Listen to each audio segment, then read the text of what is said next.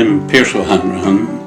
My granduncle was Micheál O'Hanrahan, executed in 16. He was born in Wexford. He grew up the first few years in Wexford, then he moved to Carlow. Okay. And then he moved from Carlow to Dublin around the turn of the century. They were in Carlow, the family, from 89 until 1901. He would have been involved in the cutting business, was it? Is that right? Cork cutting. Cork cutting? Well, he wasn't himself. Okay. His father was, his grandfather likewise, and that's why they moved to Carlow, because the father got a job opportunity in Cochrane's Mineral Waters in Carlow. My belief is that he got it from not only his father, grandfather, but from the mother. Okay. Because the research we've been doing would point to Mary, his mother, being a very, very strong person. She was there at all stages. She was there right through into Dublin and was involved in everything in Dublin with Micheál, and post 16 with Harry and the three sisters.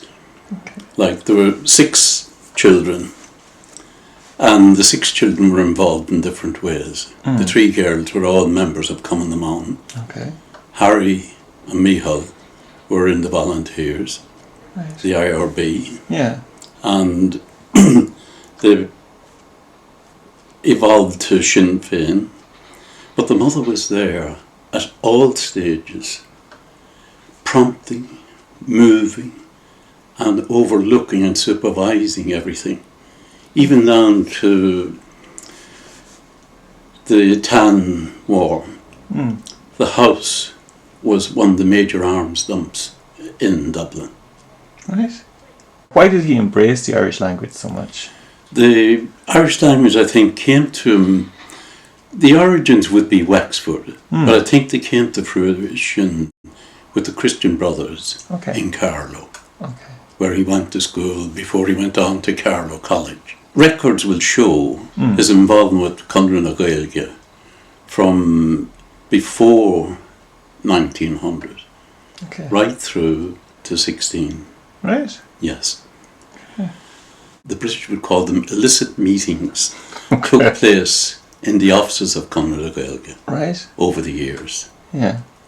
Like I listen at times and I read where it was an ill-conceived rising, totally spontaneous. But when you study, you'll find that the rising was actually 18 to 20 years in the formation. They were involved in the Abbey, which was a front for meetings where groups gathered, but most of the people who were there at the same time, I see. they were thinking people, they were people who had read and understood history, and they were looking at what was happening in other countries across the globe. Yeah. And the interest that they had and their understanding of what was going on was actually imperative to what happened later. But you had the Workman's Club in Carlow, you had the Working Man's Club in Dublin, which were fronts. Yeah. They were actually fronts where they could meet legally under the eyes of the British, because they were meeting in the Workman's Club. He was employed in a mysterious position. Okay. Nobody could ever explain what he was doing. All right. But he was actually the secretary in the building, 2 Dawson Street, where all of the different organisations met. Wow. And everything went through him. Okay.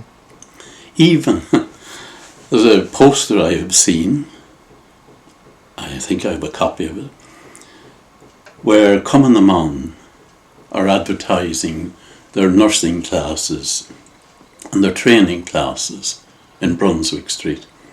But at the bottom of it, in bold print, all inquiries to the Honorary Secretary to Dawson Street, and spoke about Irish heroines, females. So he was way, way beyond his years at that stage to be recognising and speaking so thoroughly about the role of women in the struggle. Right. So Michal was actually involved in organising Coming the Man. And it ties in with the famous lecture he gave in 1914, which was printed in 1917 by the family, Irish Heroines. Then to your ladies of Coming the Man, I would say, work, train yourselves for the days to come. Set before yourselves a high standard of duty, of allegiance to this land which God has given us. No other land can claim your allegiance, or will receive it. Her interests are your interests, her wrongs your wrongs. What matters it to us that other empires are great, powerful, rich in this world's goods? We have no double duty, cannot serve two masters. To one country only we owe our love. Your power is great, women of Ireland. See that you exercise it well. Michal moved to Dublin in 1903 and worked as a proofreader for Clo Common, which produced Gaelic League publications. He also worked as a freelance journalist and wrote 2 historical novels, A Swordsman of the Brigade and When the Norman Came. The Swordsman of the Brigade was a romantic tale revolving around a soldier in the Irish Brigade fighting in 18th century France and Ireland. According to Father Michael O'Flanagan, he was one of those modest, earnest workers who do not seek applause, who are only revealed to the public in the flare of a great crisis. I don't think it's an accident that the Swordsman of the Brigade and When the Norsemen Came are historical novels. Yeah. That they're basing on the history. And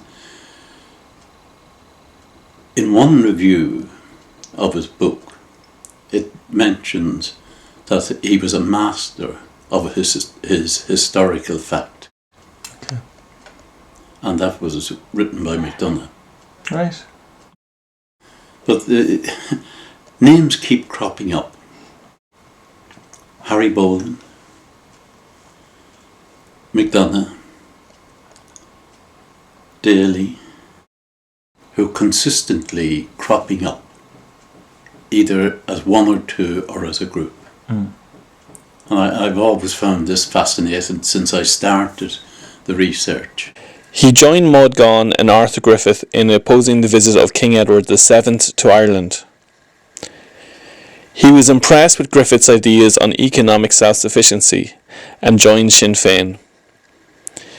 He was sworn into the Irish Republican Brotherhood and was an administrator in the Irish Volunteers. He was Quartermaster General under Commandant Thomas MacDonagh, with whom he shared a close friendship from their shared interest in writing and literature. When he went from maybe being in Arthur Griffith's version of Sinn Féin to the Volunteers, what do you think attracted him to make that move? I don't think it was a move. Oh, I think it was pre-planned. Okay. That they knew there was a path they would have to take. And they set out on this path, knowing that they were doing certain things, but they would eventually end up at a point which happened in 16. For my own research, he was a very gentle, quiet individual, tremendously strong of character, and very deep thinking. He wasn't impulsive in any shape or form. Okay. Everything was premeditated, but it was premeditated well in advance. It wasn't just happening. Okay. Having said that, he could act on his feet. But it's not just him, but it's a family, because all of the family were involved Well, Harry, personally, in researching, I've described him as the Scarlet Pimpernel. Yeah. Because he is everywhere. Okay. Seriously everywhere. He's popping up in the most unexpected places. And unlike Micheál, who was a very front man, Harry to me would have been one of the people intelligence gathering and working in the background. And another thing I've noticed, looking at different photographs of him, for a long time I couldn't understand, was this man very vain? Okay. Excuse me, with the different hairstyles. Okay. Because he was parting to the left, parting to the right, straight back, fuzzy, curly. But was that intelligence gathering? I have absolutely no doubt. Okay. After researching and finding out what I found, he was actually disguising himself. No, Harry was a very unusual character. Yeah. And he was deeply involved. Absolutely no doubt about that. And the fact that he was that little bit older than Micheál, I think is quite likely that he was paving the way for Micheál. He was making positions and getting someone to fill them. We have proof that not only was he in Jacob's, but actually he was in the post office on the Wednesday after the rising, Right. distributing a Lee Enfield and bullets. And we have the name of the man, one person who has in his statement named him. Tom Clark introduced me to Henry O'Hanrahan, who was in charge of the rifles and ammunition, and he issued a Lee Enfield and ammunition to me. Never will I forget the kind features of Henry. He seemed so out of place in charge of such weapons. One could imagine him more at home in the library of books, but he had the heart of a lion, which he proved in death. Patrick Rankin, witness statement. Within, a year and a half, 2 years, he's second in command in Jacob's. Why do you think he was elevated to such a position so quickly? Was he? I read he was. But I asked that question pointedly. Yeah. Because he was so involved. Yeah. And he was obviously at a high level of all of the different groupings.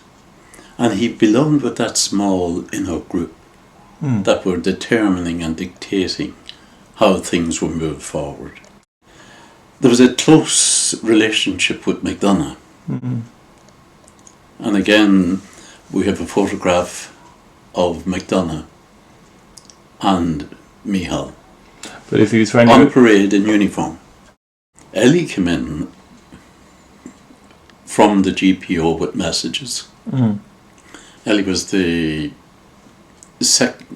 youngest of the girls. Okay. You had Áine, Maura and Eily. Okay. And Maura was with Eily when she went to Jacob's. But they didn't want to let her in. Okay. Wouldn't open doors. So she had to climb a ladder. Okay. To get up a window on the first floor and went in, and McBride ordered her out, but she stood up to McBride. Right. And she told them that if she was in, it was his fault that she was in. He hadn't followed out his instructions to keep her out. Good argument. That's how she won her way in, and she saw Micheál. But she was going to Micheál with a message from Pearse in the GPO. Okay.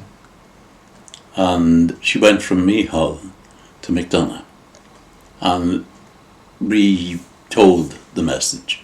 The home was actually an active arms dump. Yeah. They had an attic with a special room in the attic. Yeah. That even though the house was ransacked, numerous times. They never found them. Yes. Never found the hidden room. It's known and recorded by different people that this was the distribution point. Mihal stored guns and ammunition in his home at 67 Connacht, Phibsborough, where he lived with his mother and siblings. As I call her, Mother Mary. Yeah. She was in the house. Herself and Áine looked after the distribution of weapons. When an order came from Mihal or Harry, in writing, they passed the guns, ammunition out. So they were actually distributing weapons. When the ceasefire was called, she had a serious problem. She had 14 mines to get rid of. I think she put them in a place where they could be found quickly. Okay. In Jacob's biscuit factory, while foraging for food supplies in the building, he fell down a flight of stairs and injured his head. Despite suffering from concussion, he did not tell MacDonagh in case he would be sent to hospital. He advised his commanding officer MacDonagh that the factory was in danger of destruction from incendiary shells, and they were putting the local densely populated area at risk. MacDonagh ordered a breakout. A concussed O'Hanrahan led the troops out of the factory through New Bride Street. So could we maybe tell me about the aftermath, how he was treated afterwards, what happened after the surrender?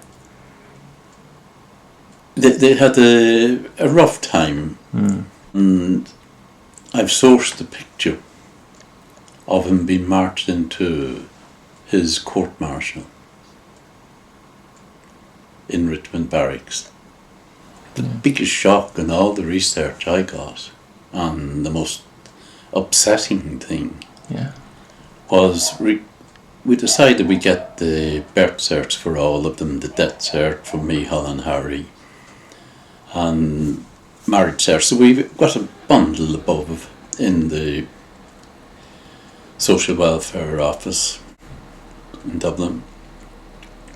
But we got the 1916 book, which is a pretty large book, and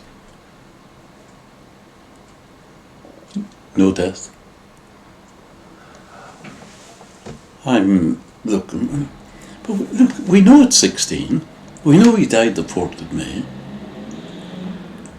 So I went from the 1st of January to the 31st of December, and he wasn't in it. And they're in quarters, alphabetically. Yeah. And under either Hanrahan or O'Hanrahan, it didn't appear. I couldn't understand this. Went looking at another register for one of the others. As we were putting it away, at the very back we found a little section, and it said Marine and Army.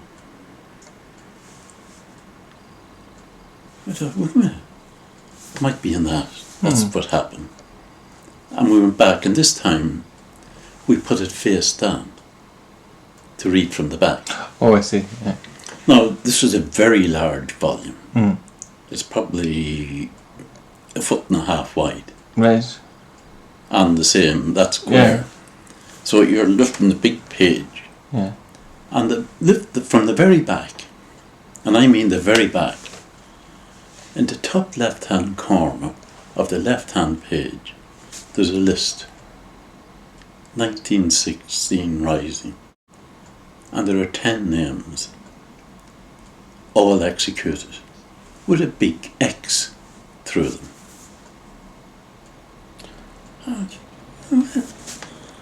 They were there, but they're gone. What's going on? So Paul was with me, and we talked about it, and then one way to find out, we went up to the window, and eventually it was explained that they were registered late. So we ordered a copy and we got it. And I got a shock. They were registered in April 2000. And on Micheál's cert in front of me, cause of death in that section was written, probable cause, gunshot wounds. Well, what hypocrisy. It was... I went through so many different mood swings. I was stunned, bewildered. I ended up very, very angry. So much so that we had to get out of the building. Couldn't look at anything else. And there were other stuff we wanted to get. We just had to get out of the building that day. I was so angry. And Justine McCarthy from the Times, through someone else, heard about this and rang me, and she did an article on it. But she contacted Bertie Ahern, who was Taoiseach Glen, and Bertie said yes. 20 years before, Sean O'Callaghan was prompting them to do something about these, that it was wrong.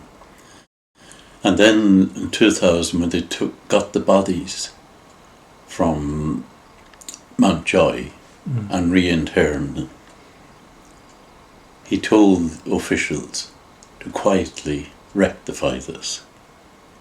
And I can understand why, because at the time what was happening. And I'll never forgive the civil servant who wrote it. Yeah. I have to be honest. I think it was deplorable. The other 9 on the list were in the same boat. None of them were registered, and they all had the same probable cause gunshot wounds.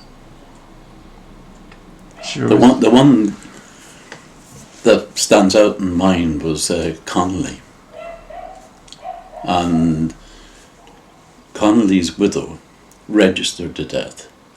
So I would say, and I'm surmising, that the reason some were registered and most weren't, there were insurance policies, and they had to have proof of death to get a policy claim. Because I read the book Last Word, and a lot of the last wills are in it, where there were insurance policies, they were registered. But the cause of death in Connolly's case, executed on the orders of the British High Command. There's the death cert. Could you just talk me through that? If that's Yeah, right?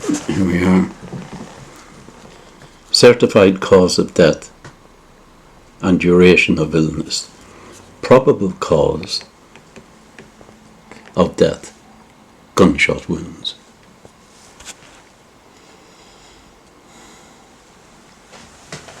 I can see why you're angry. I would say 16 became the beginning of the rest of the story. And I mean the beginning, because the story is still not fully there. We're still 26 counties. I believe we should be getting there from a political sense. And we will only get there in the long run with the goodwill of the British government. Whether we like it or not, reality speaks, and that's it. How would you like to see 2016 commemorated?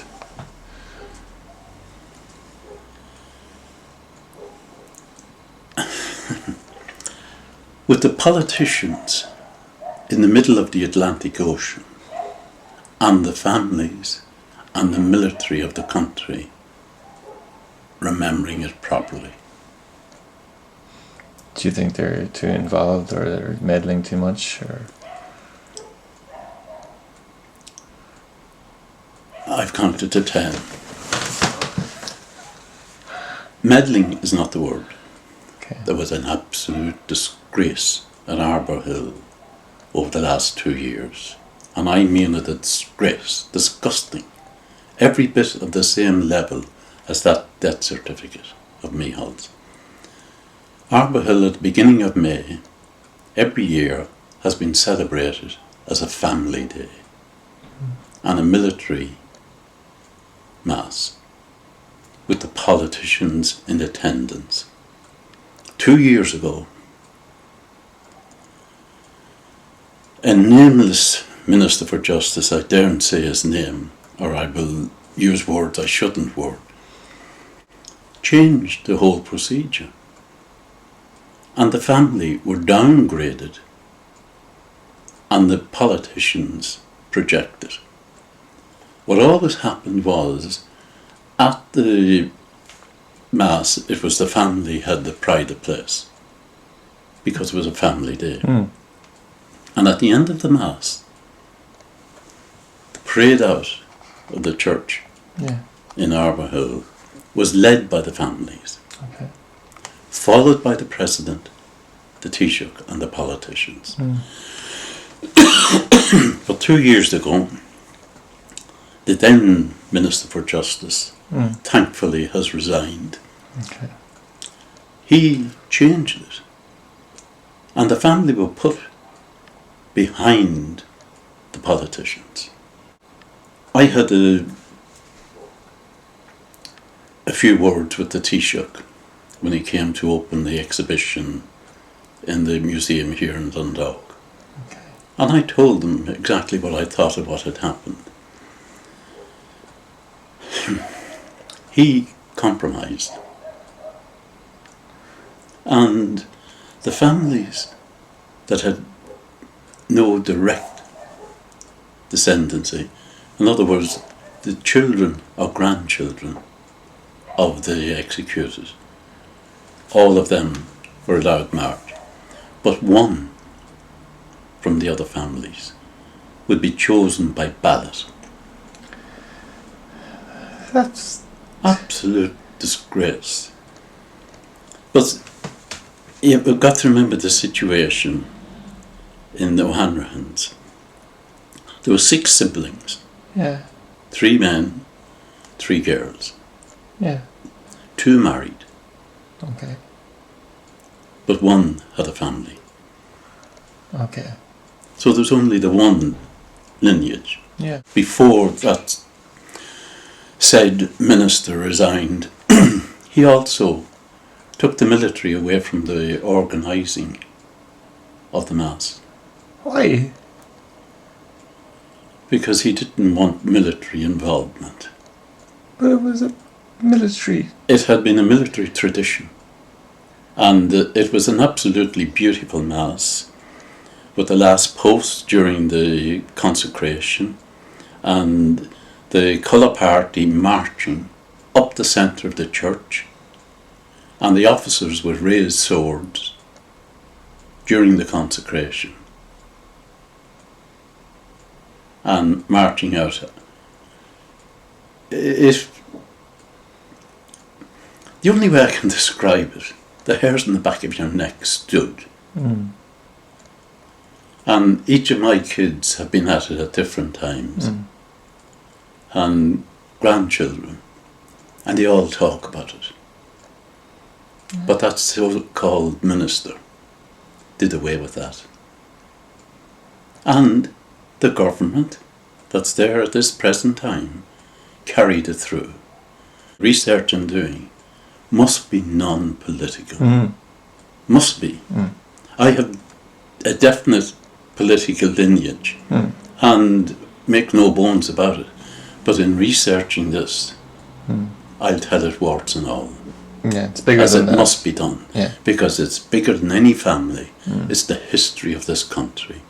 Unlike a lot of people who've earned good money on writing books and allegedly researching books, they haven't.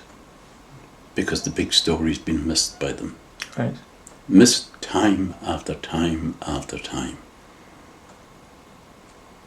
And it's great to be in a position where you're retired and you can spend this time. I can tell you it's given me a whole new lease of life. Really? That's lovely. Absolutely. It's great to be getting the story highs, lows, and disappointments, but some great moments of elation. An aspect of me looking, reading, and trying to understand the mentality and the thinking of the people. And the aspect that has impressed me mostly is the spiritual side that was possessed by all of these people. And there's one famous book I've read numerous times, Last Words, which was produced by Kilmainham, and it's on the last words and the last probably dying seconds of the lives of each of them. But every one of them received the last rites. They had the last confession. And you had the 4 Capuchins. But to read their words on each of the individuals and how they faced up to the reality and how at peace they were in themselves, it's really an eye-opener. Just if I could throw you one last question, if you don't mind. How would you like Michael O'Hanrahan to be remembered, or Micheál? Well, what I've been looking at is the O'Hanrahan siblings. Because I think what Micheál was, Harry was, Eily was, Edward was, Áine was, Maura was, they were all of an ilk, and they all had that same passion. But it went a step beyond passion. They all had the inner strength to face up to huge, to some people would have been insurmountable barriers, and to see out what they believed in. But they did it. And to say how I would like to see Micheál, I don't see the individual. I see the 6 siblings. But more importantly, I see Mother Mary. Eily O'Hanrahan. The interview would be for 20 minutes. We asked to be permitted to stay to the end, but the officer said that would be out of the question. I asked Micheál if he had anything to eat. He said some bully beef had been left to him in a billy can, but he had not eaten it. I asked, had he not had a bed? He said no. Then one of the officers said to Micheál, if he had any affairs to settle, he should do so without delay. I said, how can anyone situated as he is, without a table or chair, even settle anything? A table and chair and a candle in an old candlestick were brought. It was then we saw how bad the cell really was. Micheál wrote his will on paper headed with a Kilmainham stamp. He left all he had, which was only his books, to Mother and to his sisters after her death. We said goodbye to Micheál. He did not weep, but kept up his courage. We did not give way either then. He kissed us several times and told us to give his love to Mother and Moira and to Harry when we found out where he was. I think he was afraid Harry would be executed too. We came downstairs and I got weak, and when I got to the ground floor I fainted. Father Albert, the Capuchin friar, said, he was one of the truest and noblest characters that it has been my privilege to meet.